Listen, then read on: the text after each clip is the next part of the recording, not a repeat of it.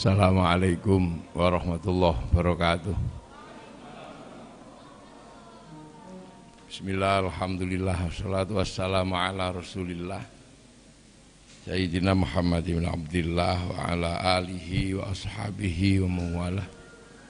La hawla wa la quwata illa billah. Amma ba'da. Yang saya hormati seluruh jajaran pimpinan Kabupaten Lamongan, terutama Bapak Bupati yang saya hormati dan Bapak Wakil Bupati, Pak Dandim.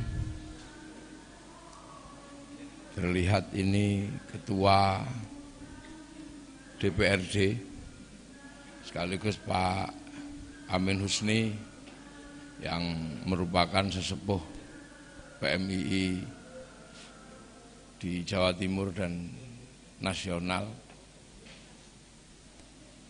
Oh, Bu Kartika, ketok sampean.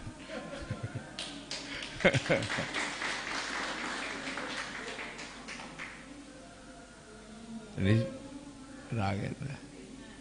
Oke. Para kiai sesepuh pergerakan mahasiswa Islam Indonesia. Kalau ada seluruh jajaran pengurus PMII yang masih aktif, para hadirin wal hadirat yang berbahagia, alhamdulillah pergerakan mahasiswa Islam Indonesia ini punya tanggung jawab untuk selalu bergerak, karena namanya pergerakan. Jadi pergerakan itu punya tanggung jawab dan konsekuensi untuk selalu bergerak. Bergerak dalam rangka menjadi bagian dari proses perubahan sosial, baik sosial politik, sosial ekonomi maupun sosial keagamaan. Karena dulu semboyannya adalah avant-garde dari agent of social change. Seingat saya dulu begitu waktu LKD. Jadi avant-garde dari agent of social change itu adalah jiwa pergerakan yang ada di dalam pergerakan mahasiswa Islam Indonesia.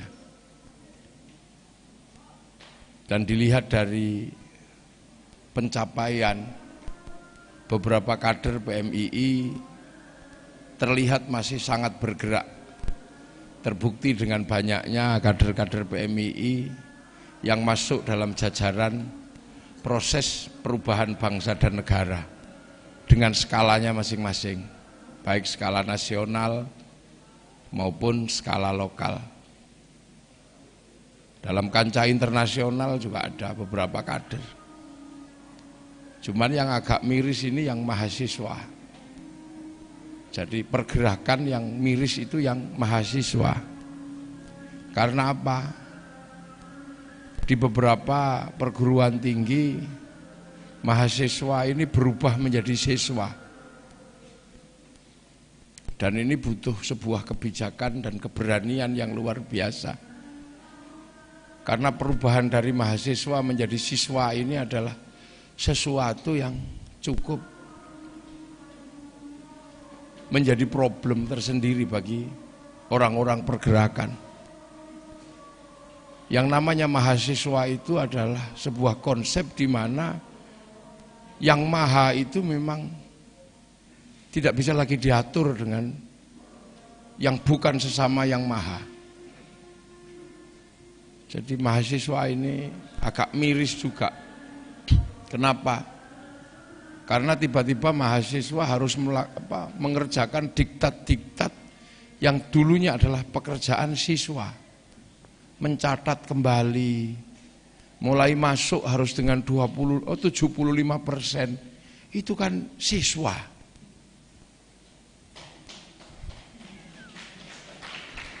Itu kan siswa.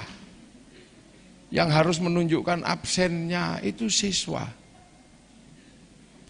Yang harus masuk dengan jam tertentu, yang akhirnya waktunya habis untuk menuruti ruang fakultatif yang kadang Allahu Akbar, Allahu Akbar.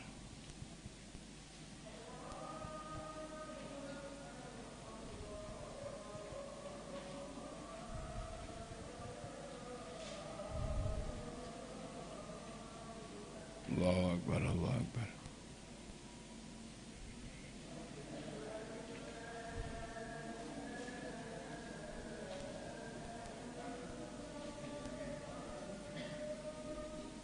Asyhadu an la ilaha illallah.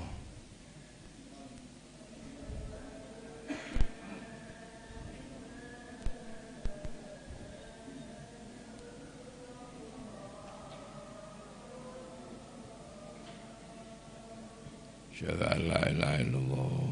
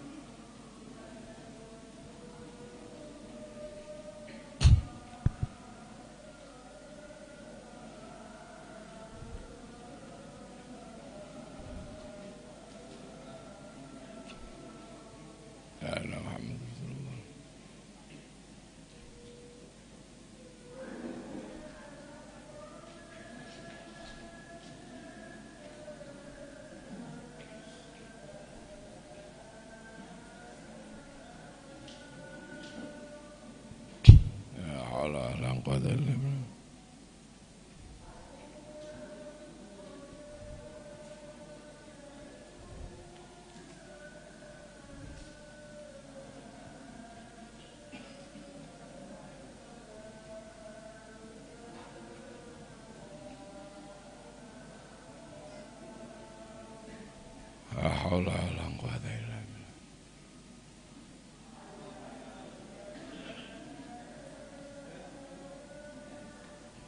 La haula wala quwwata.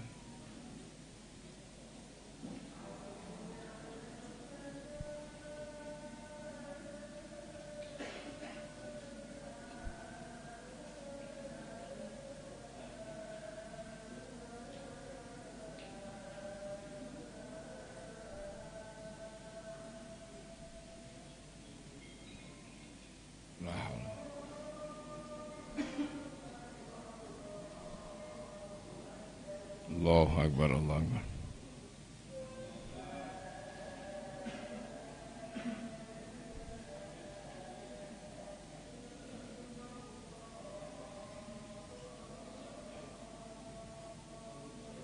La ilaha illallah Muhammadur Rasulullah marabada masratul qaimat Muhammadur Rasulullah wa muhammadu innaka la tukhlifu al-mi'ad. Ya, sebelum saya melanjutkan yang tadi saya sampaikan, saya melihat hari ini ada kesenjangan yang luar biasa. Hari ini ada kesenjangan ini. Bupatinya gagah tapi pendoponya udah gak gagah sama sekali.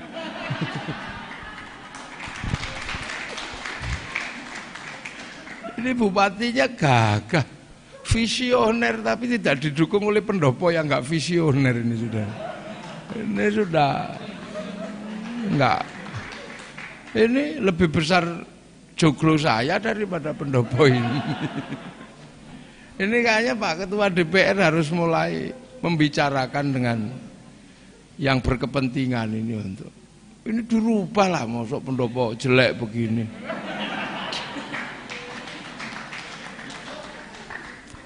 Dianggarkan Ketua Dewan, malu kita nggak enak lah. Apa kalau nggak bisa bangun ditopang sama perantauan? Ini tiangnya gede tapi atapnya pendek, ini kayak cebol. Ganti udah besok. Udah, saya ini kebetulan banyak berkeliling dari pendopo ke pendopo, dari rumah dinas ke rumah dinas. Ini sudah jelek ini pendoponya ini. Iya bener ini.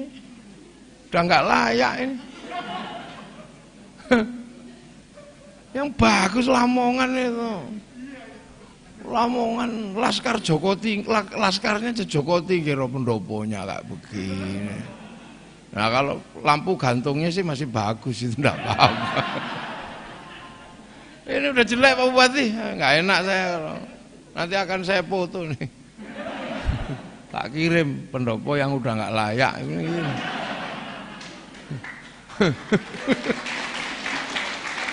Bener lah. Kasih kebanggaan kita ya, sebagai warga Lamongan kalau pulang lihat pendoponya bagus kan. Yang lain biar dibangun sendiri lah, yang penting penjenengan bangun pendopo sebelum bangun yang lain. Sebelum bangun jalan, bangun gang, bangun pendopo dulu. Yang bagus. Cari kayu yang beneran, jangan kayu yang ditutupi kayak begini. Ah, ini udah zaman Pak Farid udah begini. Ya. Ya ini kan tinggalan lama, ini udah nggak bagus. Pemilihannya sudah pemilihan langsung kok. Pendoponya model pendopo tunjukan. Salah. Bener ini. Apa yang salah tadi saya itu datang itu perasaan ada yang salah ini. Ganti. Penjenengan Pak Jokopur di ketua DPR ketok ini. Bikin pendopo nggak nyampe lah, 10 miliar nggak nyampe. Anggaran 10 miliar itu kecil. Piro cari mau Lamongan angga jadi gini. Jadi distribusi kader pergerakan kita masih bisa lihat cukup luar biasa. Apalagi semenjak kemudian apa yang dulu pernah dibicarakan sebagai civil society itu menemukan jangkarnya dan kebetulan PMII itu afiliasi ideologisnya adalah ke Nahdlatul Ulama, di mana Nahdlatul Ulama itu seluruh ajaran agama itu punya jangkar sosiologinya. Orang mati yang mestinya sendiri itu punya mekanisme sosiologi, pitung dinan, telung dinan. Jadi kalau nengok orang mati di NU itu golek rombongannya wong mati itu masih banyak untuk sikap politik langsung. Orang berdoa itu sendiri juga nggak apa-apa, tapi di NU, di santri doa itu bisa membawa rombongan. Istighosah kubro. Wong selawatan itu kalau di NU bisa membawa rombongan, mestinya selawatan kan sendiri-sendiri juga cukup. Tapi di tangan santri, selawatan itu bisa membawa rombongan. Lamongan bersolawat. Mulai yang hitam-hitam sampai yang putih-putih komplit. Yang putih-putih Habib Syekh, yang hitam-hitam mafia solawat. Oh ini itu komplit. Jadi sebenarnya PMI ini distribusi kadernya begitu politik langsung. Itu cukup bisa mewarnai di mana-mana. Karena ideologisasinya adalah ideologisasi yang punya jangkar sosial dan tidak pernah berbenturan dengan antropologi setempat. Makanya kan kemudian banyak juga yang akhirnya menduplikasi gayanya santri. Cuman di mahasiswanya itu tadi yang saya katakan agak bermasalah. Gitu. Jadi turun grade mahasiswa kemudian jadi siswa. Dan kadang juga sesepuh-sesepuh PMI menikmati keadaan mahasiswa yang culun-culun gitu, dinikmati. Tiba-tiba sudah ada diktatnya, dosennya masih datang. Kan lucu. Dulu itu kan orang kuliah itu kepada dosen, ilmuwan. Begitu para ilmuwan itu lelah karena terlalu banyak mengajar, diktat dikeluarkan. Maka ketika diktatnya datang, dosennya nggak perlu datang mestinya. Ini sudah diktatnya datang, dosennya datang, absennya mencekik lagi, kan ini masalah ini. Loh. Iya dulu Imam Syafi'i ngajar semua datang. Begitu Imam Syafi'i capek nggak bisa kemana-mana, nulis. Maka orang Indonesia bisa ngaji tanpa harus datang Imam Syafi'i, tapi ngaji kitab Ar-Risalah. Terus kemudian apa ada kemudian absen? Nggak ada. Nah ini problem mahasiswa ini Ini sahabat-sahabat yang sudah senior ini harus memperjuangkan itu. Janganlah kemudian mahasiswa habis waktunya untuk menempuh sebuah rutinitas yang kadang nggak ada pertanggungjawaban sosialnya. Waktunya habis. Kalau tidak mau dibilang merampok waktunya mahasiswa. Absen datang, kalau 75% nggak masuk, nggak bisa ikut ujian. Tiba-tiba kemudian kalau kelulusannya telat di DO. Ini udah nggak layak itu sudah era yang harus cepatnya ditinggalkan karena itu era kolonial itu sebenarnya.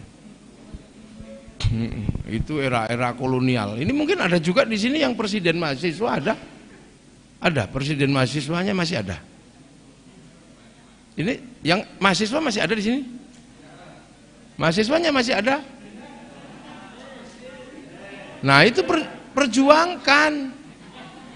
Jangan cuman ngopi aja, jangan. Kenapa?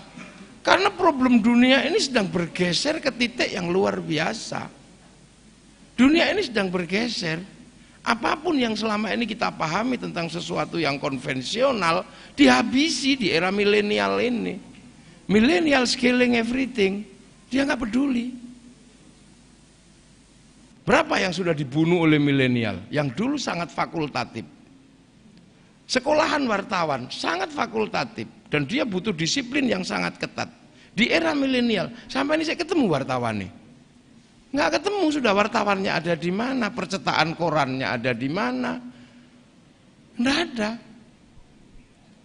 Bahkan para penyair juga harus tahu diri. Dulu para penyair dengan bahasa sastra itu paling bisa dipraktekkan oleh mahasiswa ketika menulis surat cinta. Mengharu biru tentang kerinduan, tentang bulan purnama. Sekarang perusahaan kertas surat aja udah nggak ada. Perangko mana? Ada nggak filateli? Itu eranya Bukartika filateli itu. Sekarang udah nggak ada. Ayo, surat menyurat dulu ada sekolahnya, hilang. Dulu ada mekanik komputer, sekarang nggak ada. Biaya perawatan lebih mahal daripada biaya beli baru. Nah, ini kan dunia berubah. Kita sebentar lagi juga akan nggak akan lihat itu, mal-mal besar itu. Karena apa? Mekanisme perdagangan berubah. Dari perdagangan yang konvensional berubah menjadi perdagangan digital. Mati dihajar sama bisnis online.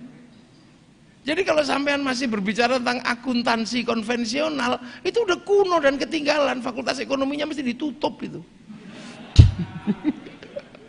Loh, ini eranya berubah. Gitu. Ini dunia ini berubah. Drastisnya luar biasa. Dan itu tidak nyampe 10 tahun. Perpustakaan apa sekarang masih ada anak mengunjungi? Nggak ada. Karena seluruh perpustakaan ada di smartphone. Kamu cari apa? Di sini ada. Ini dunia baru. Cari apa di sini ada. Makanya bahkan saya sering mengkritik lembaga pendidikan di tempat Gus Adib. Saya kritik. Gus Abid, saya kritik. Berencana membangun sebuah peradaban baru, sebuah proses ambil alih teknologi, tapi siswanya nggak boleh pegang handphone. Lucu. Dengan alasan karena takut pacaran. Makanya kalau tanya handphone jangan tanya kiai. Kalau tanya handphone masalahnya kepada kiai, jawabannya madorotnya, manfaatnya nggak ngerti. Karena kiai nggak ngerti era digital. Loh, ini kan masih banyak. Ini senjatanya anak milenial itu ini. Bahkan tukang terbang itu sudah nggak nanya kepada sudah nggak lagi nanya kepada tukang pelatih terbang, enggak. Dia tinggal browsing di sini, tutorial terbangan bisa di sini. Makanya kursusan mati semua. Itu habis semua. Primagama mana sekarang? Habis kena ruang guru. Nggak ada, tiba-tiba masih ada percetakan rumus-rumus, udah nggak laku di pasar, numpuk jadi gudang. Lah, ini kan Anak teman-teman kita yang sudah pasca studi ini mesti memikirkan nasib adik-adiknya ini. Mana ada sekarang kursus belajar kursus kepada segoburanan, nggak ada.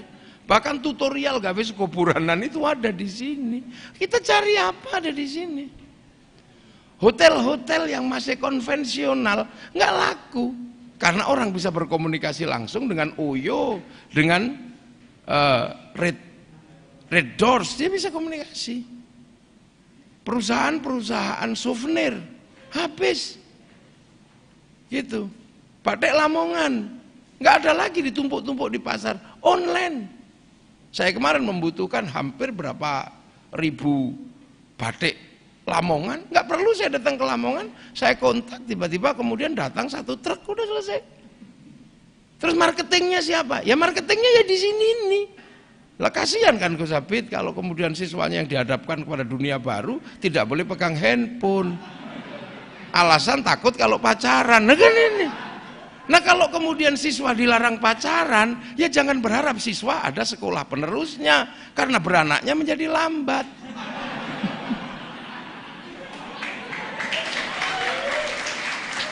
Ini problem kekinian. Gitu. Dulu kita bisa menikmati kalau ada hadroh kita bisa bersolawat.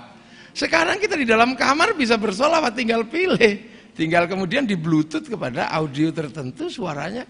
Itu sih enak. Nggak ada lagi kemudian bakul kaset yang kalau molor gitu lagunya enak baleni nggak ada sudah.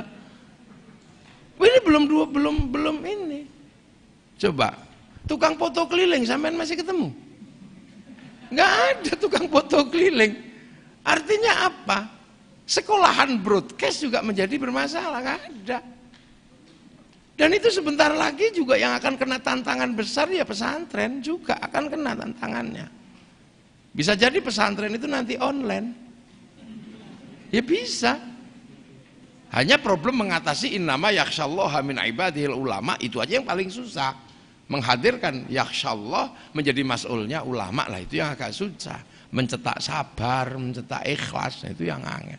Tapi ini era baru. Dunia baru. Nah ini kan kita enggak ini. Nah sementara mahasiswanya dipaksa dia tetap konvensional. Sekolahan-sekolahan dipaksa tetap konvensional. Mau nggak Bu Kartika ke sini loh biar saya lihat rukun gitu kan enak. Itu nggak apa-apa. Yang sudah. Lah inilah. Kayaknya duduk bersebelahan pertama kali ya di sini ini kayaknya. Lah inilah. Ini barokah PMI itu begini. Sama. Loh iya kan? Sama kan kalau kiai-kiai kalau ribut pasti rukun kalau ada yang mati sama yang mantu. Nah, politisi ribut kalau ada rukun kalau ada PMI rukun. Jadi semua ada barokahnya. Bahkan wong tukaran juga ada barokahnya kan? Loh iya. Kita sampean membaca sejarah, orang PMI biasanya kan membaca sejarah konflik antara Bani Umayyah sama Banu Hashim. Itu dibaca dengan sekian teorinya. Ini adalah kejahatan politik, ini apa. Tapi kalau nggak ada tukarannya Sayyidina Ali sama Muawiyah, ya mungkin kita nggak sampai Islam itu ke sini nggak nyampe. Nyaman di sana, berhubung tukaran di sana, ribut di sana, nyampe sini. Jadi Islam di Indonesia itu barokah wong tukaran. Maka kemudian kalau no tukaran ya biasa aja, nggak ada masalah. Jadi itu barokah wong tukaran itu barokah gitu. Nah, jadi ini rukun alhamdulillah. Selamat untuk Pak Yes dan selamat juga untuk Bu Kartika. Nah, sama-sama yang penting rukun. Nah itu. Jadi ini era berubah, tapi pola pikir kita masih pola pikir konvensional. Terakhir semua orang marah-marah. Kenapa seluruh data yang disimpan dalam file Indonesia itu selalu jebol? datanya BPJS, datanya kependudukan, kenapa jebol? Ya pasti jebol. Sudah pasti jebol. Kenapa? Karena seluruh password di Indonesia menggunakan password huruf ABCD sama 1, 2, 3. Semua bisa diretas. Karena apa? Kita hanya bisa menggunakan huruf ABCD dan 1, 2, 3 yang diterima dari Indonesia masuk ke domain internasional. Begitu kita menggunakan password di luar ABCD pakai Honocoroko, maka kemudian huruf itu pasti ditolak oleh algoritma digital internasional. Loh, itu mahasiswa aja kadang nggak ada yang ngerti, paling emosi. Ini kebocoran negara, loh piye ta? Loh, itu makanya mahasiswa mesti bergerak besok, ayo bersama-sama mendaftarkan salah satu huruf Nusantara untuk bisa menjadi bagian dari huruf yang masuk di domain internasional. Jadi ketika file sampean lindungi dengan Honocoroko, Taling Tarung, itu diterima oleh algoritma internasional. Itulah makanya Cina berani menghadang Amerika. Di dunia digital mereka berani. Amazon dihadang sama Alibaba. Diberani. WhatsApp dihadang sama WeChat. Terus kemudian kita bisa tahu Facebook dihadang sama QQ dan Ren-Ren. Dia berani. Kenapa? Karena ketika memasukkan passwordnya, dia menggunakan hurufnya di sana. Orang nggak bisa jebol. Nah, Indonesia, seluruh password di Indonesia semuanya menggunakan menggunakan huruf ABCD. Makanya orang-orang kalau pinter menggunakan handphone, dia biar nggak bisa diretas, cari handphone yang emailnya Pantai Gading atau emailnya Amerika, nggak bisa diretas di dalam negeri. Makanya kalau beli Apple biasanya dengan harapan nggak bisa disadap, pasti tetap bisa disadap. Kenapa? Emailnya Indonesia, passwordnya 1, 2, 3 ABCD. Lu ini problem serius. Di dunia sudah seperti itu. Sementara mahasiswa pikirannya masih manual. Kenapa? Dipaksa manual oleh lembaga perguruan tinggi. Dan ini nggak sehat. Maka Pak Bupati juga harus bertindak kalau ada yang tidak sehat seperti ini.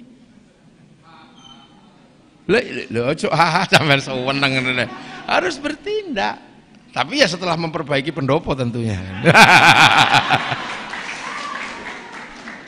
Nah, jadi tantangan mahasiswa ini serius. Karena mahasiswa kita hanya disiapkan untuk melakukan duplikasi. Ketika melakukan eksperimen dan pelatihan-pelatihan dengan sistem yang dikenal dengan sistem indigenous knowledge, indigenous people, indigenous culture, kita nggak bisa. Karena apa? Alat ukurnya pasti alat ukur Eropa. Coba bikin alat ukur sendiri, nggak bisa. Seperti dulu, Kamdesus datang ke Indonesia. Negaramu pasti mati kalau nggak utang. IMF tunggu sampai di tahun 99, ke tahun 2001 negaramu pasti mati. Pak Harto karena sayang kepada rakyatnya tanda tangan sambil ditungguin begini sama Kamdesus. Masih ada itu fotonya itu. Tanda tangan. Tapi begitu ditunggu sampai 2015 bahkan sampai 2021 rakyat Indonesia juga nggak mati-mati. Mekanisme ekonomi informalnya jalan. Informal dimanapun, kalau tanpa investasi itu menghasilkan kaki lima. Pasti menghasilkan kaki lima. Itu bagi yang tidak berani. Yang berani maling. Tapi di Indonesia informal kaki limanya jalan, malingnya berhenti. Loh, ini kan juga menjadi pertanyaan faktor apa? Ya kalau nggak mau sombong pasti itu faktornya karena PMI kan juga nggak enak gitu aja. Loh, ini problem yang cukup serius. Alat ukurnya apa? Sehingga Kamdesus ya waktu itu kan alat ukur sampai sekarang juga nggak mati-mati. Problemnya adalah apa kira-kira? Apakah kemudian alat ukurnya yang salah atau orang Indonesia yang nggak mati-mati itu yang salah? Duh, ini alat ukurnya beda. Kan gitu. Nah, dunia sudah bergerak perputaran yang cukup luar biasa mengarah kepada titik-titik mana fight semuanya sudah fight. Nah, mahasiswanya masih dipaksa konvensional ya, Masih di fase konvensional. MKDU, MKDK, lewat itu. Jadi kadang memang harus berkompromi. Kira-kira yang sudah nggak berkompeten tinggal gitu aja. Samalah. Gitu. Dulu becak Lamongan. Dulu ada di sini sampai ribut itu karena mau tidak boleh gitu. Nah, tiba-tiba di kota-kota besar buat alat ukur. Lampu merah itu dipakai mekanik 20 detik gitu. Dengan hitung-hitungan secara kinetik akan ada pergerakan kendaraan sekian puluh meter sehingga dia mengosongkan jalur lampu merah. Loh, itu orang Eropa bisa karena yang ngantri di lampu merah itu sama. Nah, kalau di sini beda, yang ngantri ada yang makan bensin, ada yang makan nasi. Apalagi di Jogja masih ada yang makan rumput andong. Lah itu pasti hasilnya beda. Lah itu makanya kan kemudian alat ukur ini menjadi sangat sangat penting. Pendapatan per kapita memang kita rendah, nggak apa-apa. Tapi kan orang Indonesia walaupun per kapitanya rendah, yang tidak diketahui oleh orang Eropa, tiap malam dia nyuluh kodok. Itu nggak tahu itu orang Eropa itu. Bahwa malam-malam nyuluh kodok, golek ulo gitu kan, golek iwak sili itu yang nggak tahu itu. Dan negeri kita itu masih negeri dengan satu problematika yang kadang orang luar tidak ngerti. Nah ini mahasiswanya, makanya saya kadang miris. Begitu anak-anak, teman-teman, sahabat-sahabat yang sudah tua dan sudah mulai mapan ini melupakan adik-adik kita ini benar-benar mendapatkan posisi yang sangat sulit. Diktatnya datang, dosennya datang, kemudian absennya datang. Ini kan tiga hal yang overlap. Kalau dosennya sudah nggak datang, diktatnya lah yang datang. Nah kalau dosennya nggak datang, ya absennya juga nggak harus datang. Makanya dulu ketika ditanya, kenapa kamu nggak masuk? Loh itu kan kalau bapak yang ngitung. Kalau yang saya datang, bapak yang nggak datang kan nggak pernah dihitung. Baru paling dosennya, saya datang terus. Oh iya pak, sepurane, gitu kan. Ini mahasiswanya itu. Nah, kemudian kita sekarang ini sudah melewati fase itu ya. Kemarin fase mahasiswa ini ada fase yang luar biasa indah. Apa? Gitu. Yaitu fase ekstraparlementer yang sangat kuat. Karena kekuatan politik tersentral di pusat. Ada sentralisasi politik, ada sentralisasi ekonomi. Sehingga kemudian mahasiswa indah.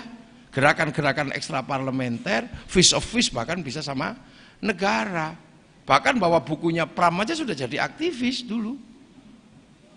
Sekarang itu sampean misui presiden di perempatan, gak ada apa-apa. Betapa terbukanya Indonesia, misi presiden nggak ada masalah, wah gitu. Dulu pergerakan mahasiswa indah. Lah sekarang dunia berubah sangat drastis, dunia berubah sangat total. Itu. Dunia berubah sangat total. Apalagi seiring dengan pergeseran antara dua kekuatan dunia yang sekarang lagi bertarung. Gitu. Kalau era Orde Lama melahirkan gerakan 66, itu kan finishing touch dari pertempuran antara Amerika sama Soviet setelah runtuhnya Hitler tahun 48. Sehingga pilihannya adalah pilihan kapitalisme dan sosialisme. Nah, sekarang yang sosialisme juga runtuh, yang kapitalisme juga sudah menghadapi problem serius kapitalisme. Di mana obligasi sudah mulai dihitung ulang. Dan itu terjadi bahkan ketika Amerika nggak bisa bayar utang kepada Cina di tahun 2007 sampai 2012. Dunia bergeser sehingga Bank Devisa New York waktu itu nggak bisa menghentikan inflasi karena ditarik 8 triliun dolar oleh pemiliknya yang namanya Rothschild Rockefeller, digeser ke HSBC beserta teknologinya. Dunia berubah, pertarungan antara United Kingdom, United States melawan Shanghai Corporation. Hasilnya apa? Nah, kelompok-kelompok agama ini ketika berbicara tentang pergerakan mahasiswa Islam, itu ada kelompok-kelompok yang nyaman sebenarnya dalam situasi kemarin. Karena setelah 48 Amerika menang, dia kuasai minyak dunia. Nah, minyak itu ada di Arab.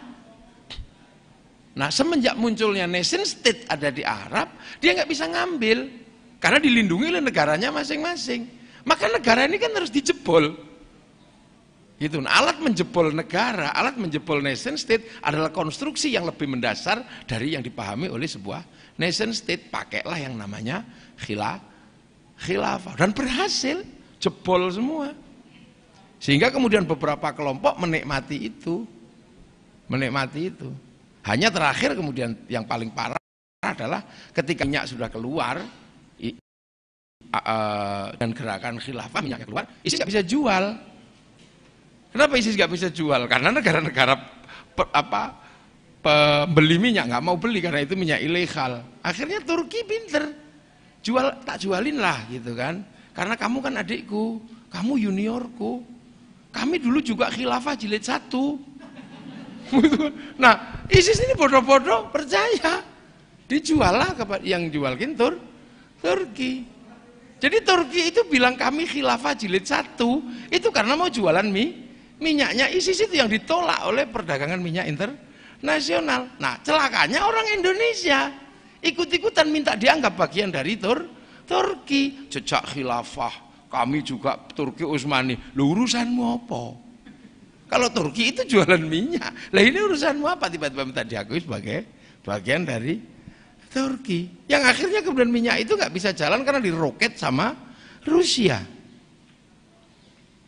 Nah, akhirnya peta dunia kan berubah.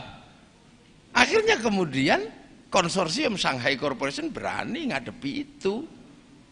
Nah, begitu berani ngadepi itu, ini kan nggak dipakai, sudah lah untuk apa? Kelompok-kelompok black market religion ini.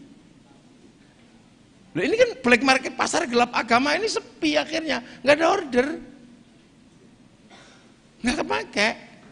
Dulu kan pasar gelap agama itu menghasilkan Wahabi, lahir Aramco, Arab American Corporation, perusahaan kilang minyak pertama di Timur Tengah. Lah sekarang, makanya kan kemudian muncul teriakan Cina, teriak ribut anti Cina itu. Karena apa?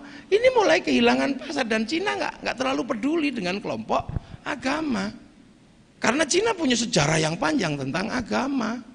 Agama apapun bagi Cina nggak penting, yang penting produktif. Begitu Cina. Falun Gong itu diajar bukan karena Buddha, tapi karena hari Minggu waktunya istirahat besok kerja, itu senam religi. Ini itu diajar sama dia. Nah, ini kelompok-kelompok ini mulai sepi lah. Nah, pertarungan kemarin ya kita bisa lihat di Pilpres itu kan, Pilpres. Kita bisa lihat betapa kemudian ada perselingkuhan yang lucu aja bagi orang pergerakan. Melihat itu kan lucu aja bagi anak-anak pergerakan. Isong ini apa Indonesia? Ya karena mereka sedang galau. Iki arep ngenger sopo. Karena begitu obligasi itu geser ke Cina, mereka ini ronin, jadi samurai tak bertuan. Sementara Cina sudah gak ngomong agama. Wong Cina itu udah lucu dari dulu kalau ngomong agama. Tuhan kok melarang judi, dia bikin dewa judi. Tuhan melarang mabuk, dia bikin dewa mabuk. Tuhan kalau terlalu berkuasa dinaiki Sun Gokong, diobrak apa sampai Tuhannya ngungsi. Lu itu kalau nggak di Cina di mana nggak ada. Jadi mereka udah pasca itu. Ini sudah pasca itu. Nah ini makanya kan kemudian tarik menarik. Nah, kita berada dalam ruang di mana terjadi tarik menarik yang seperti ini, harus nguculi, ngudari sisa-sisa problem konvensional yang membuat pergerakan bangsa ini nggak jalan. Kita nguculi problem Singapura dan Malaysia itu aja beratnya luar biasa. Selat Malaka itu pernah menjadi kunci dari perdagangan Nusantara. Bangsa ini bisa bangkit karena menguasai Selat Malaka. Karena apa? Karena para meswara dikirim dari sini untuk bekerja di sana, memimpin orang-orang di Selat Malaka, sisa-sisa ekspedisi Pamalayunya Kertanegara. Nah, Begitu kemudian Al-Burkur kue mampu menaklukkan Selat Malaka tahun 1515, maka jalur perdagangan internasional Nusantara dikunci sama Portugis. Akhirnya negara maritim kita bangkrut, berubah menjadi negara daratan. Nah, itu diulang lagi sama Traktat London.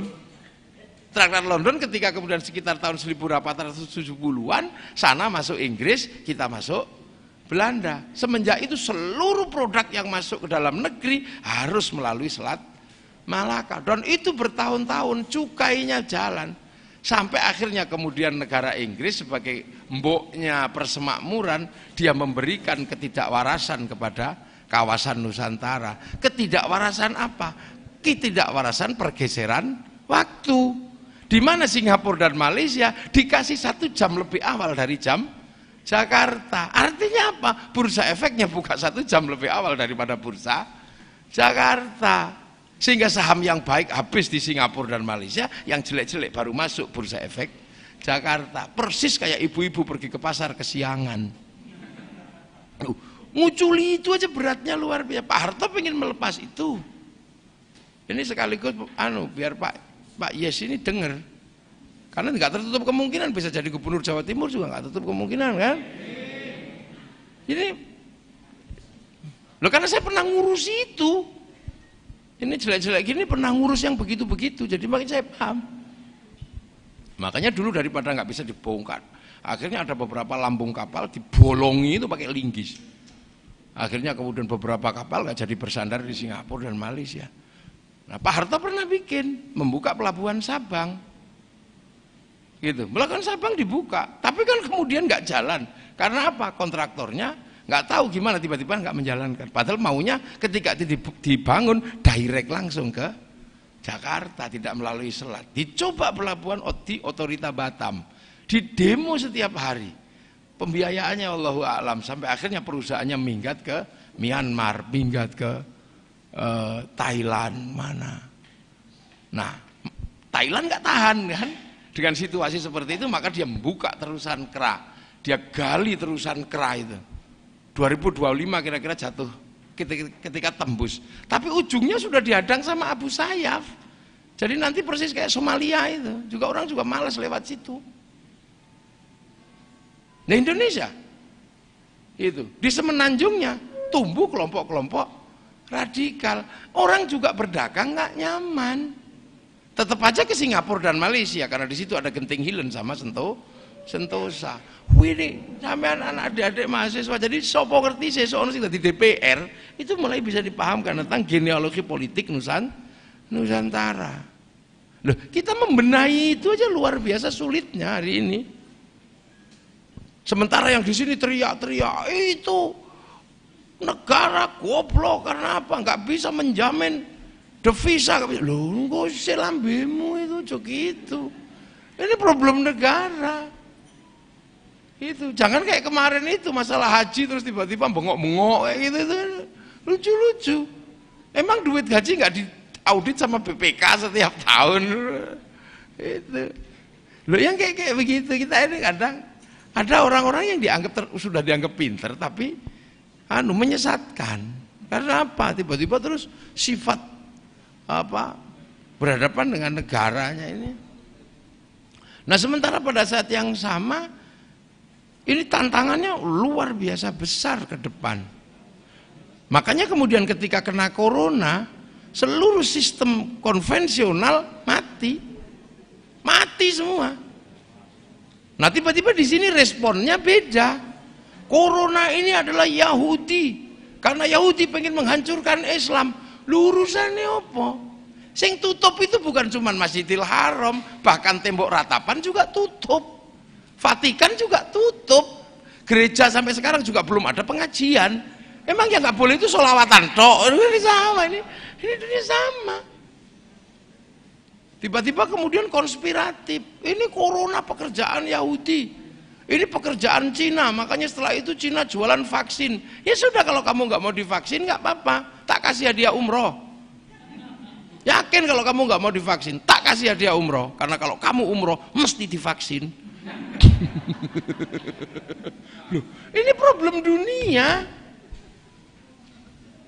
Jadi yang berhenti ini, bayangkan, perusahaan Jarum sudah berapa dia rugi? Itu. Perusahaan penerbangannya Thailand sudah tutup.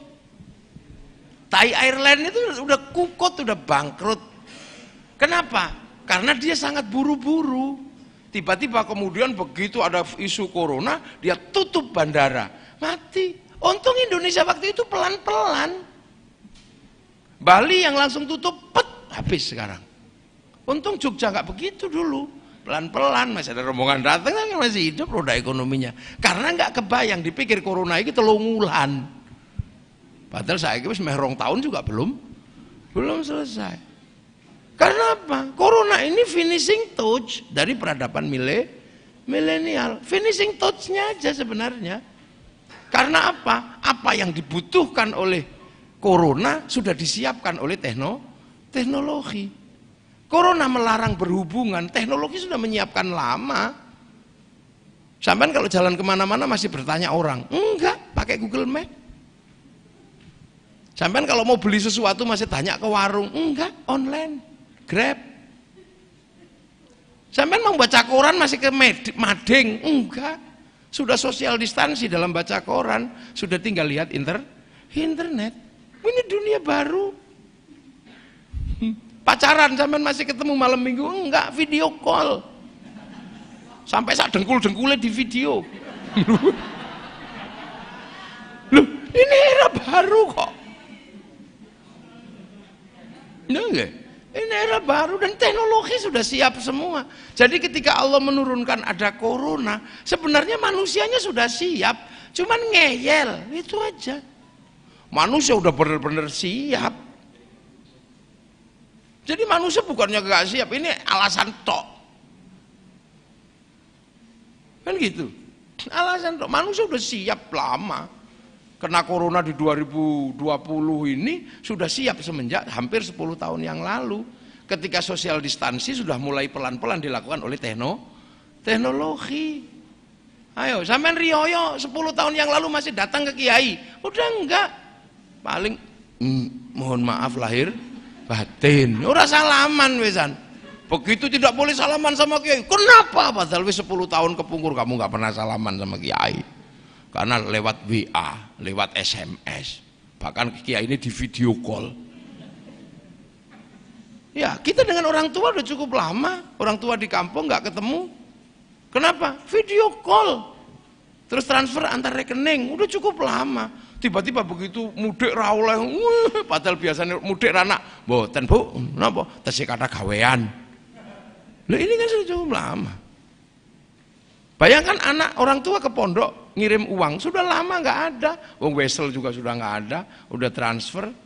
Tapi begitu kemudian ada corona, seolah-olah kemudian kita ini berada dalam sebuah bencana besar. Karena apa? Manusia nggak bisa ketemu. Padahal cita-cita kita kan sudah diwujudkan sama teknologi. 5 tahun yang lalu zaman masih ketemu wartel, nggak ada. Antri wartel, nggak ada. Antri gedung bioskop, nggak ada. Jadi social distansi itu sudah menjadi hal yang lama terjadi. Cuman karena manusia terus ngeyel. Kan gitu. Lu manusia itu semakin kesini kan semakin menampakkan kekuatannya. Jadi laqad khalaqnal insana fi ahsani taqwim, menunjukkan kekuatannya udah cukup lama. Jin aja pensiun sudah lama. Jin yang dulu bagian ngangkat berat sekarang pensiun diganti traktor, udah cukup lama.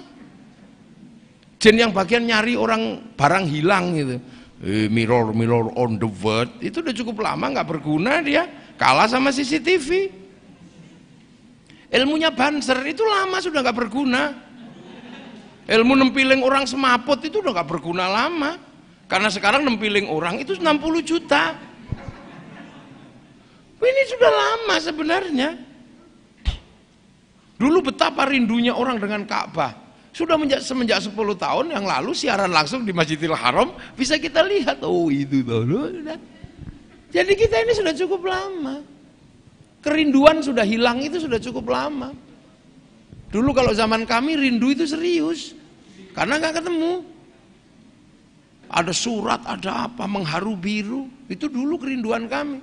Kerinduan anak sekarang tinggal motomet, itu sudah mah, udah. Cukup lama.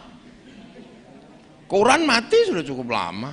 Orang tinggal tidur bisa kirim uang, itu cukup lama. Sebelum ada corona, orang di kamar bagi orang-orang yang tertentu sudah nggak bisa berhubungan orang sama sekali, hidup semenjak 10-an tahun yang lalu. Kok tiba-tiba kemudian ada corona kita ngomel-ngomel, masjid kenapa tutup? Ya, masjid buka rata kok, lah begitu tutup ribut. Nah iya. Jadi kita jangan lupa. Ketika Isra Mi'raj, Rasulullah itu sudah ditunjukkan harddisknya Allah. Rasulullah itu naik ke langit itu sudah ditunjukkan harddisknya Allah. Nah ini manusia menduplikasi harddisk itu. Ini sudah eranya itu. Orang Yahudi Nasrani membayangkan harddisk itu kan tabut Sulaiman. Kalau orang Yunani membayangkan harddisknya dewa, itu namanya kotak Pandora. Nah kalau orang Jepang membayangkan kotaknya yang segala tahu, kotak Doraemon. Nah Islam itu namanya Lauhil Mahfuz, itu kan sudah cukup lama kotak segala tahu ini. Dan kita dijelaskan itu kan dulu kita punya kartu namanya ruh, cuman jangan terlalu banyak bertanya. Yas'alunaka 'anir ruh, qulir ruhu min amri rabbi wa ma utitu minal ilmi illa qalila. Tapi kan Bapak manusia punya kartu, nyawa. Paketnya ada. Turun itu kan membawa paketnya masing-masing. Paket rezekinya seberapa, jodohnya dengan siapa, nanti kuotanya berapa. Dan di situ dikatakan kalau kuotamu habis, mati, kick, itu ya berhenti. La yastakhiruna sa'atan wa la yastaqdimun, sudah. Nah ini sekarang ini teknologi itu terjadi. Jadi apa yang dilakukan oleh Rasulullah itu pasti akan terjadi dengan umatnya. Ini terjadi. Cuman kan dulu teknologi kuno. Kita ini kan suka duluan karena punya kuota, akhirnya kita suka share-sharean kan, nge-share ke kartunya teman. Jadi ruhaninya di ilaruhi wajah sadi itu kan share-sharean sebenarnya. Makanya kita bisa doa ke orang, itu share-sharean karena ruhani itu bisa dikirimi. Makanya kalau pengen umurnya panjang cari kuota yang lebih gede. Silaturahmi nanti didoakan, silaturahmi didoakan. Itu memperbesar kuota. Nah kita kan suka ngirim. Karena kita suka ngirim, kadang kita nggak punya kuota. Maka kita disuruh cari wifi gratisan. Nah maka kita kan sering juga pakai wifi gratisan. Begitu mau ngirim doa ke orang tua, kita karena nggak punya wifi, pakai wifi-nya Rasulullah ila hadratin nabiyil mustofa, itu kan sama dengan di wifi gratisan.co.id itu.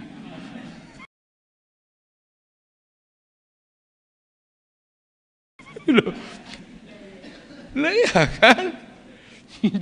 Itu sudah terjadi di hari ini. Jadi teknologi yang dulu oleh Allah ditunjukkan ke Rasulullah, umatnya bisa sekarang. Itu share-sharean gitu aja. Makanya malaikat Jibril kalau nyari orang yang mau dibunuh, mau dicabut nyawanya nggak sulit, tinggal di GPS gitu aja tahu kemana. Nah itu makanya dulu ada yang apa orang mati nggak bisa dikirimi doa, kata siapa? Kartu mati bisa dikirimi pulsa. Jadi orang bisa dikirimi doa, bisa di-share. Apalagi kalau pakai wifi-nya Nabi. Nah kenapa Nabi punya wifi gede bisa dipakai? Lah download. Wali download qalu rabbuna Allah tsumma istaqamu tatanazzalu alaihimul malaika alla takhafu wala tahzanu. Makanya punya wifi. Lah kita nggak punya wifi, wong tiap download ngantuk. Ya Allah ya Allah ya Allah. Ya Allah ya Allah. Ya Allah ya Allah ya Allah. Ngalah suwene. Ya enggak punya wifi, makanya kan. Lah itu dulu namanya tawassul. Gitu loh. Itu tawassul, Kang. Dan itu sudah terjadi hari ini. Jadi manusia, makanya banyak sekali yang berhenti semua. Jin yang dulu membersamai mantra cinta, sekarang berhenti, dia pensiun.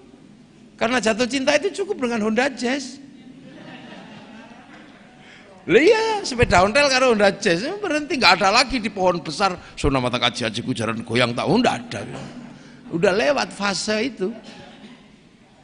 Fase itu lewat. Nah sekarang yang mau lewat ini fase uang giral, uang kartal, ini fase yang akan lewat. Ini sebentar lagi juga sudah nggak ada. Karena apa? Percepatan manusia sudah tidak bisa lagi melakukan transaksi secara manual, maka ada transaksi digital. Cuman kadang karena kita nggak bisa mengikuti, tiba-tiba ada yang kemudian karena ini kebanteran, terus kemudian ketinggalan kereta, biasanya orang ini pulang mundur, akhirnya mundur kembali ke uang emas, kembali kepada dinar. Ini kan orang mundur karena dia nggak bisa mengikuti percepatan yang luar biasa. Ini eranya demokrasi. Karena dulu manusia bernegosiasi dengan keluarganya. Setelah negosiasi dengan keluarganya, melahirkan keluarga besar. Kemudian gelote menangan, perkelahian menang, jadilah kepala suku. Setelah jadi kepala suku, muncul suku yang lain, bernegosiasi. Lahirlah raja. Nah setelah raja, kemudian ada orang-orang pinter. Dari klan yang tidak harus raja, di luar benteng kerajaan banyak orang pinter. Maka kemudian orang-orang pinter ini bernegosiasi. Lahirlah sebuah sistem demokrasi yang diandaikan oleh Rasulullah, kullukum ra'in wa kullukum mas'ulun an ra'iyati. Dan bangsa kita udah clear. Menghilangkan sekat raja dan hamba dengan menempatkan ra'iyah menjadi sebutan warga Indonesia yang diserap ke bahasa Indonesia menjadi rakyat. Dan satu-satunya bangsa muslim dunia yang sanggup mengambil kalimat ra'iyah untuk menyebut warga bangsanya hanya ulama Indonesia. Jago, makanya tiba-tiba kemudian ada yang gagal mundur lagi ke khilafah. Silakan bicarakan khilafah, teorinya ada, struktur pengetahuannya ada, tapi akan menghadapi problem yang sangat serius ketika menunjuk siapa khalifahnya. Makanya problem khilafah itu nggak pernah ada ujungnya karena pasti mentok di penunjukan siapa khalifahnya. Jadi enak. Makanya era itu dibicarakan. Ini eranya Ninja 4 tak. Bukan lagi era Honda 70. Bukan eranya Pitung. Tapi Pitung tetap boleh hidup karena malam minggu dia bisa berkumpul untuk menunjukkan eksistensinya. Bahkan boleh bikin jambore. Ketika dibicarakan motor Pitung yang tahun 70 secara epistemologi pasti lebih bagus karena hidupnya sudah lebih panjang, teorinya lebih panjang dan lebih banyak dibicarakan. Makanya untuk membicarakan Ninja 4 tak itu sedikit aja karena barang baru, tapi membicarakan Honda 70 luar biasa. Sehingga orang kadang indah membicarakan Honda 70 daripada Ninja 4 tak. Malam minggu tongkrong. Eksistensi Honda ini muncul, tiba-tiba lewatlah Ninja 4 tak. Lupa bahwa ini bukan era dia. Akhirnya begitu Ninja ini lewat dikejar sama dia, ya protol mesinnya. Inilah yang terjadi.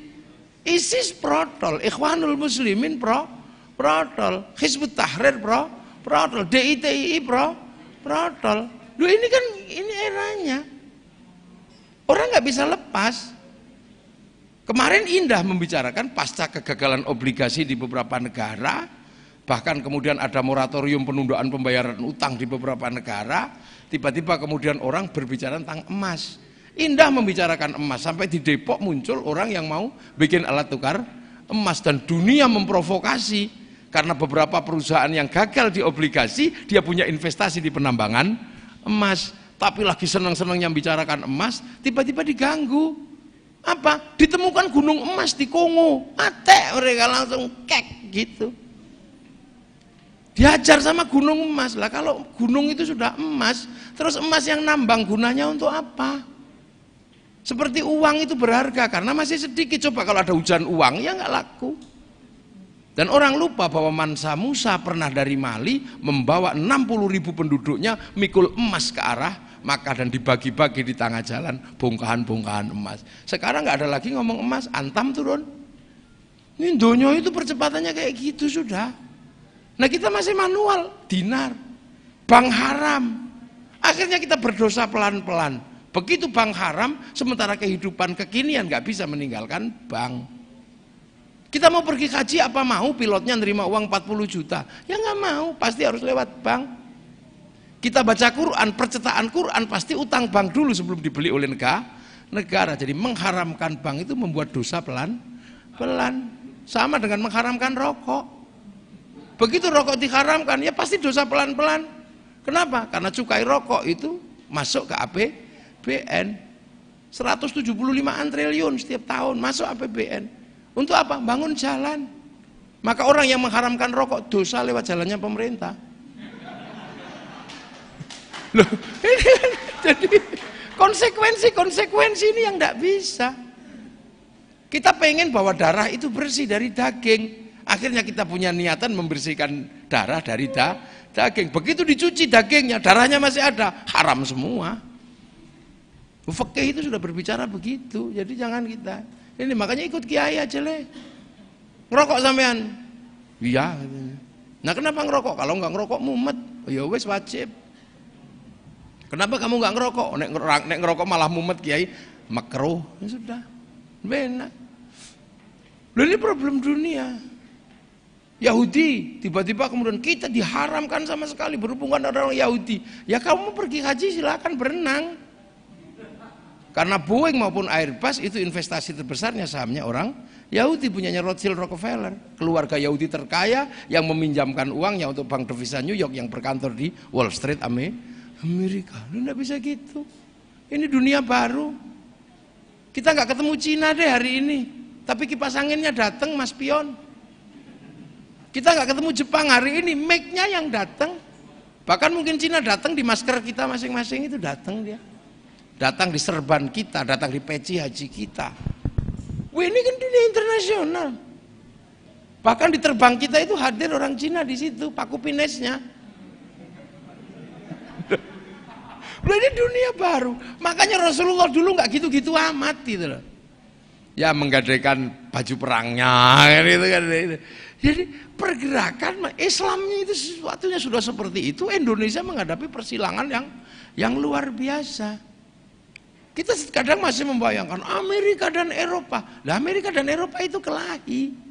Buktinya apa? Inggris gagal Brexit dikunci oleh kekuatan Eropa. Karena apa? Pertarungan antara Konsili Vatikan sama White Anglo-Saxon Protestan.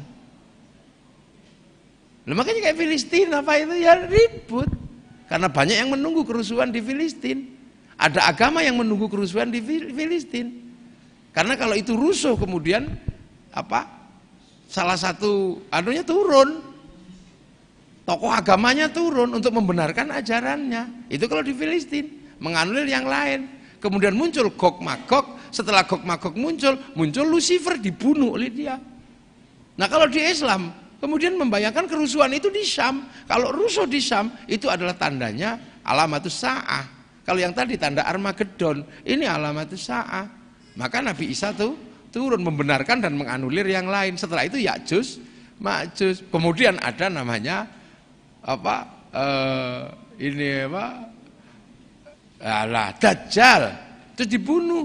Nah, dua keyakinan ini kan sama. Gitu. Sementara di satu sisi kita menghadapi problem-problem serius. Contoh aja misalnya kita menghadapi problem Filistin ini, nggak akan selesai karena itu tanah nenek moyang yang sama.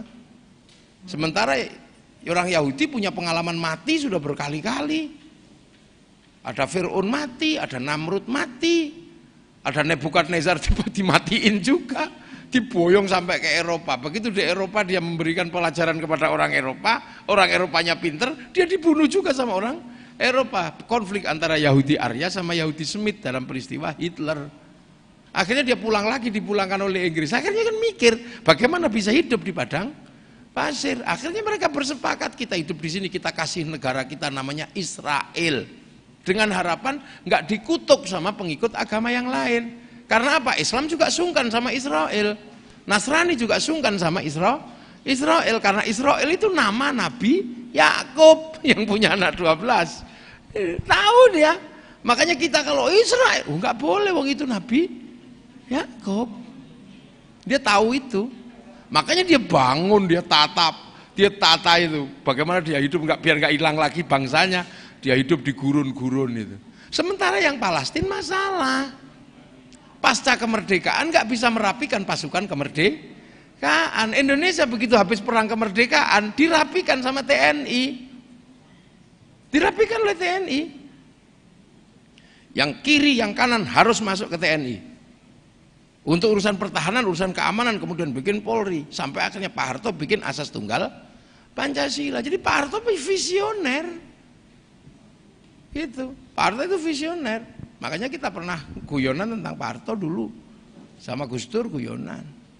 Gus Dur bilang Pak Harto itu apapun kata orang masih ngerti bangsa ini mau dibawa kemana. Pak Harto masih visioner. Masih ngerti bangsa ini mesti kemana, Pak Harto masih tahu. Kesalahan Pak Harto itu cuma satu. Bikin rumah di Cendana itu kecil, cuman halamannya se-Indonesia Raya. Cuman itu aja. Jadi bikin rumahnya kecil di Cendana. Halamannya itu yang se-Indonesia Raya. Oh, itu aja sudah. Visioner. Palestina nggak berhasil, pasukan kemerdekaan tetap ribut sampai hari ini. Sini enggak, ekstrim kanan sikat, ekstrim kiri sikat. Demi apa? Demi wahadal baladil amin. Ini sudah rampung kalau di Indonesia. Sana nggak selesai. Makanya karena konflik ngupah ngopi. Makanya kalau mau kasih bantuan ke Palestina, suruh belajar, suruh sekolah.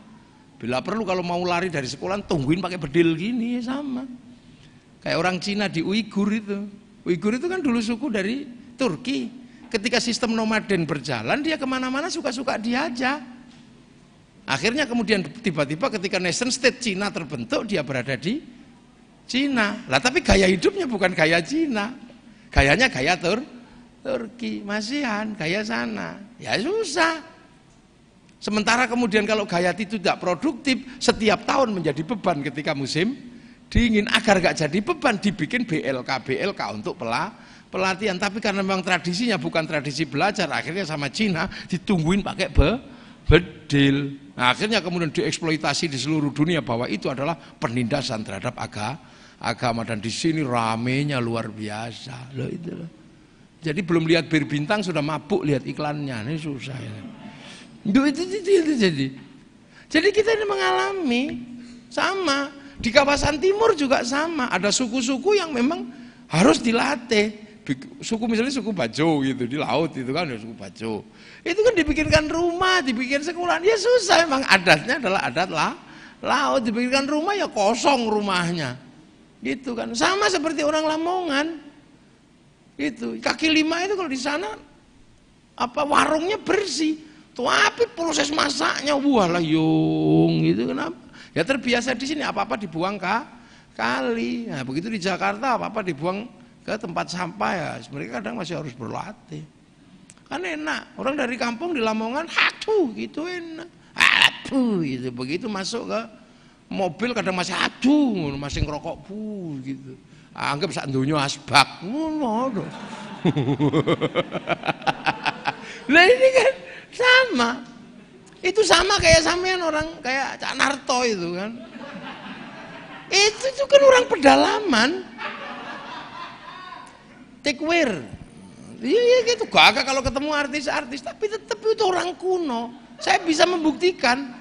Saya ikuti dari belakang ketika naik motor, lampu sen sudah hidup, tapi tangannya masih begini-begini. Nah itu loh. Nah itu artinya apa ya? Memang dunia itu aja begitu. Gitu. Nah, itu problem. Itu problem masih gini-gini. Udah naik mobil ada jomplangan, masih giluk begini deh. Itu. Jadi itu namanya makan pizza kesadarannya makan pecel lele. Ini terjadi. Nah, bangsa yang mau bergerak itu harus pelan-pelan disiapkan. Nah, kita ini tidak tertutup kemungkinan kita akan menjadi jarahan dunia. Gitu loh. Ini kan kita akan terima tamu besar ini sebenarnya. Sekitar tahun 2040 itu kita ini akan menjadi tuan rumah besar. Saat terjadi krisis jilid 2. Ini kan sudah ada beberapa yang mengatakan. Satu krisis pangan, yang kedua krisis air, yang ketiga krisis energi.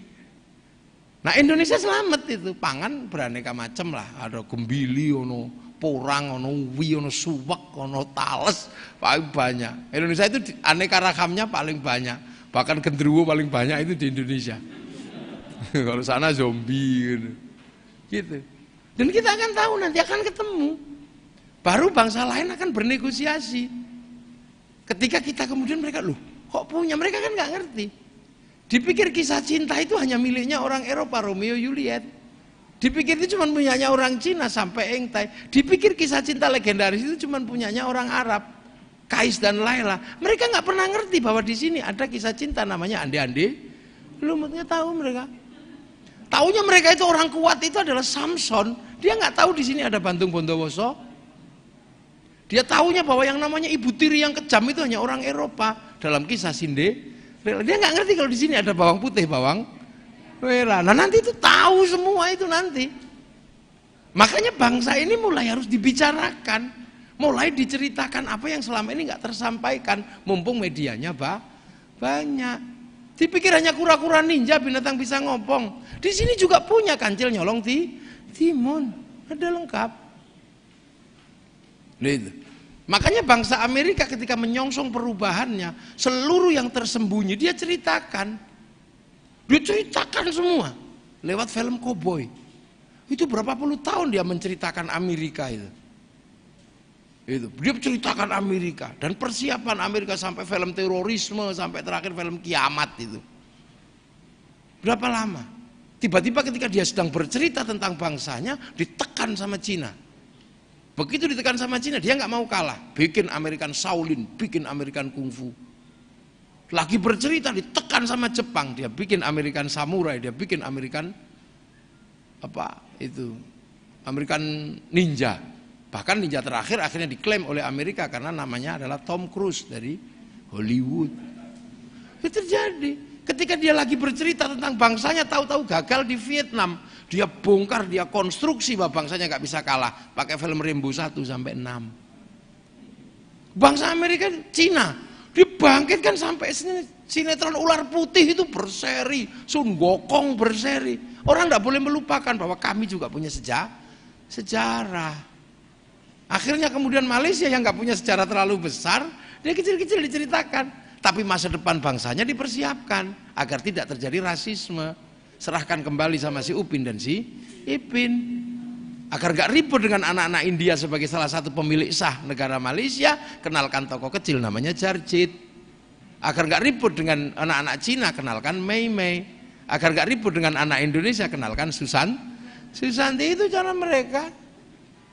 Jepang itu paling sulit menjelaskan pertikaian antara Tokugawa dan restorasi Meiji. Agar anak-anak kecil paham, bikinkan film Samurai X dengan tokohnya si Rurouni Kenshin.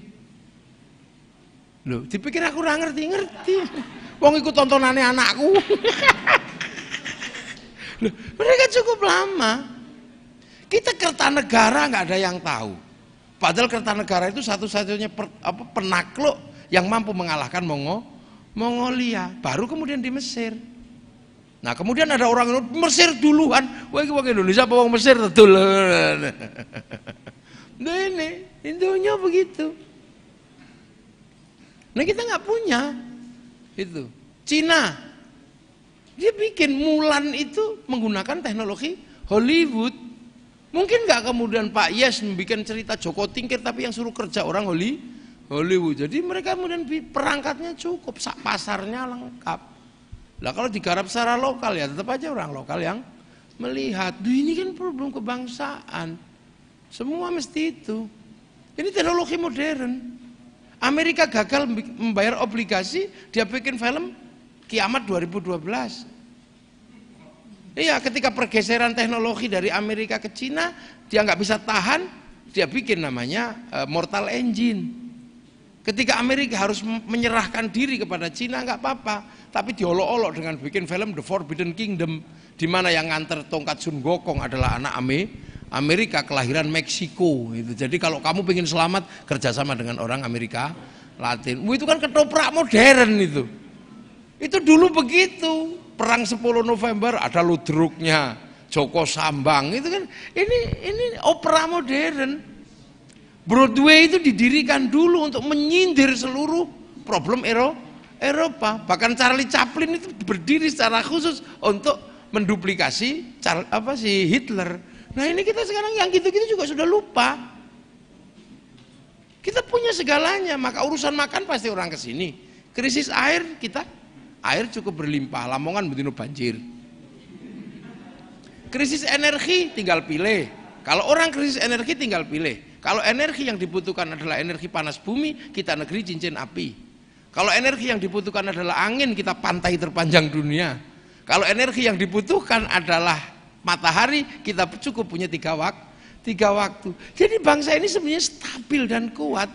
Cuman perasaan bangga kepada bangsa diruntuhkan pelan-pelan agar apa? Tetap menjadi bangsa yang bisa konsumsi, bukan bangsa yang dipersiapkan untuk produksi. Maka PMII dan IKPMI punya cita-cita besar, bangkitkan rasa cinta kepada bangsa, ya, bangkitkan rasa cinta kepada bangsa, sehingga nanti ketika anak-anak PMII dan anak-anak yang lain ini mampu berproduksi, kita bisa melakukan konsumsi produksi dalam negeri dan konsumsi dalam negeri. Itulah awal kebangkitan sebuah bangsa dan negara. Kenapa? Karena milenial batasnya adalah bangsa dan negara. WhatsApp bisa lalu lalang di Indonesia 200 triliun sekitaran, tanpa ada peran, negara nggak bisa ngontrol. Tapi bahwa orang ketika melintasi negara, dia tetap akan ditanya pasportmu mana. Bahkan perintah Tuhan pun kalah sama negara. Walillahi 'alan nasi hijjul baiti man istata'a ilaihi sabila, man istata'a ilaihi sabila, tergantung kesiapan Saudi Arabia. Ketika Saudi nggak mau ngundang orang haji, ya kita cuma nongkrong, oh iya. Ora iso ngamuk, iki perintah Gusti Allah. Ora iso. Saudi Khadimul Haramain berhak untuk memutuskan siapa yang masuk dan siapa yang tidak. Loh, itu artinya apa? Sekuat apapun teknologi dan percepatan transnasional dibatasi oleh teritori bangsa dan negara. Makanya jangan lupakan rasa cinta pada bangsa dan negara, itu kuncinya. Ya, itu kuncinya. Maka alhamdulillah isi ono PMII, ya, bangsa dan negara isinya macam-macam, ya PMII mesti harus banyak bekerja sama dengan kelompok-kelompok yang lain, jangan eksklusif. Ya, tokoh besar kita namanya Gus Dur pernah jadi presiden, kemudian dijatuhkan secara politik. Kemudian belakangan ada kisah bahwa ada buku menjerat Gus Dur, sehingga kita kadang emosi sama yang menjerat Gus Dur. Ada Pak Amin, ada Fuad Bawazir Akbar Tanjung, tidak usah emosi, itu dunia politik. Karena sesungguhnya Gus Dur juga ingin menjerat mereka, cuman kalah duluan. Pahami loh, sederhana. Jadi jangan pahami sederhana. Ini adalah perang HMI PMII, nggak usah gitu. Wong setelah itu Pak Mahfud MD jadi ketua KAHMI, udah biasa aja. Lah iya kan? Oh ini adalah Akbar Tanjung, nggak usah gitu. Habis wong belum sampai 3 tahun, setahun berikutnya yang menjarakan Pak Akbar Tanjung itu adalah Bu Megawati. Habis itu kemudian Pak SBY jadi presiden dan Caimin menjadi menterinya SBY. Politik itu dinamis, sudah nggak usah terlalu ribut. Nek wedi aja wani-wani, nek wani aja wedi. Bu Kartika wani kalah, ya wes. Ya kalah, lah ya piye? Kalah bolo, kalah bondo. Lah ya wis mana lah ya wis nah itu. Lah iya. Lah Pak Yes menang bondo, menang bolo. Lo politik demokrasi langsung itu kan gampang. Siapapun boleh mengambil peran dalam proses berbangsa dan bernegara secara konstitusional.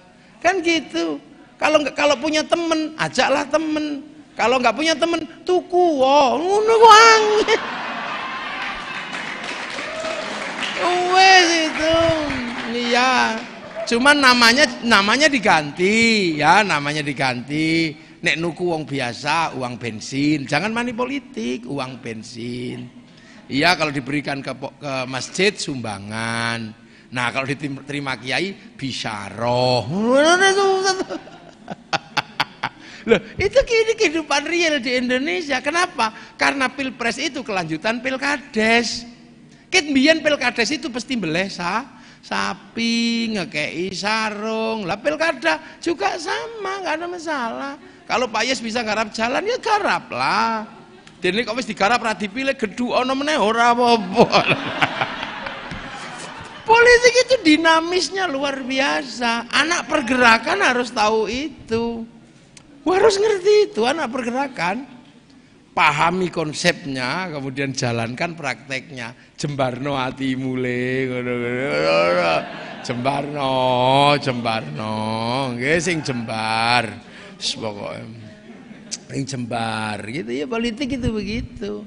Dan PMI sebenarnya dedikasi utamanya kan menjadi desainer politiknya santri dan politik bangsa dan negara. Lah ya gitu aja. Sekarang kena perkat, besok bangun lagi. Udah biasa. Maka Pak Yes biasa aja kan gitu. Ya biasa aja. Jadi sekarang menang, itu besok bertarung lagi. Mungkin melawannya bisa jadi Pak Sigofur, bisa. Lo bisa aja. Woi. Ngono jangan-jangan malah lawannya Gus Abid itu kan juga. Kan kita nggak tertutup kemungkinan. Gitu, jangan-jangan lawannya malah sekdanya sendiri kan gitu. Atau jangan-jangan Bu Kartika mau ngelawan lagi kan juga kira. Itu biasa, politik itu begitu. Indah. Jadi kalau mau hidup berkali-kali dan mati berkali-kali ya di politik itu.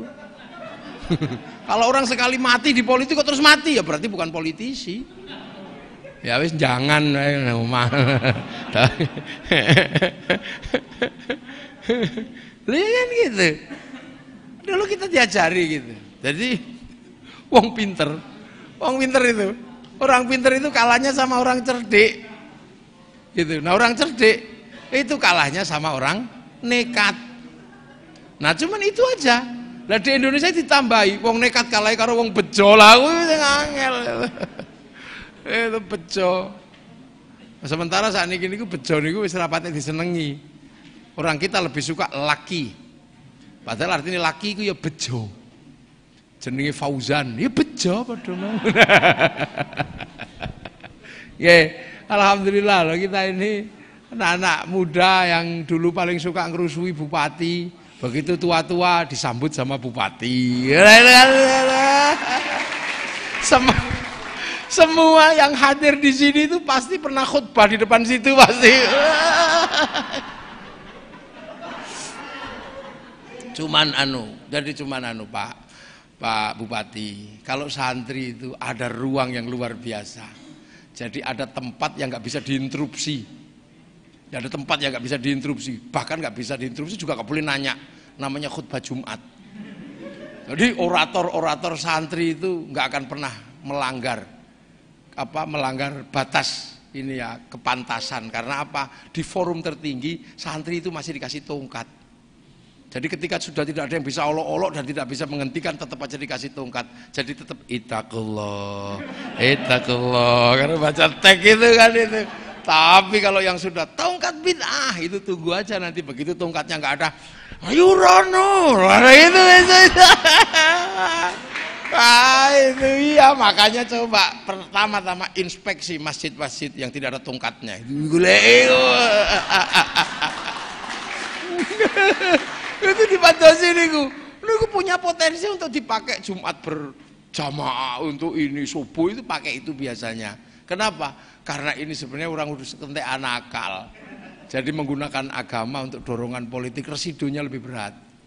Maka kalau politisi beneran ya menggunakan insting politik, duwe bolo jak bolo rati bolo tuku ngono tok.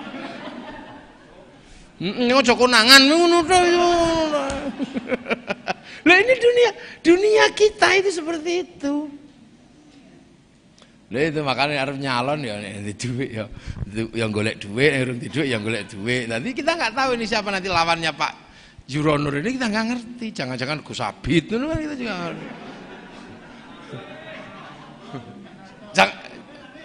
Kalau Cak Narto kan ini provokatornya. Jangan-jangan Pak Sigofur, jangan-jangan wakil bupatinya, atau jangan-jangan Bu Kartika lagi juga nggak tahu. Merdeka kok. Iya, tapi semakin banyak lawan sebenarnya Pak Yes tambah seneng. Potensi untuk menangnya lebih besar.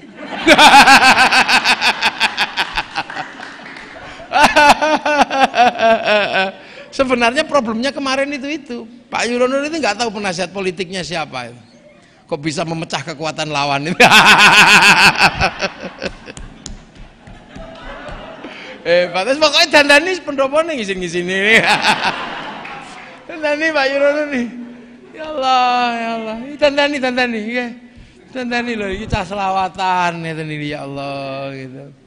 Bahwa di acarane santri iki tetep ono selawatan ono. Sing ra ono mesti tok jane ono tahlilan ada tadi. Lah kudune tahlilan yo sing mati PMI kuwi akeh ra tahlili balas. Ora entuk syaritan. Kok di syariat kok omah? Wa ila jamil muslimin wal muslimat wal al-khiyam minhum wal amwat. Memang enggak pun ngeten mawon saged kula aturaken mugi-mugi ada manfaatnya dan PMII selalu berada dalam ruang pergerakan dan setia bersama para sahabat. Assalamualaikum warahmatullahi wabarakatuh.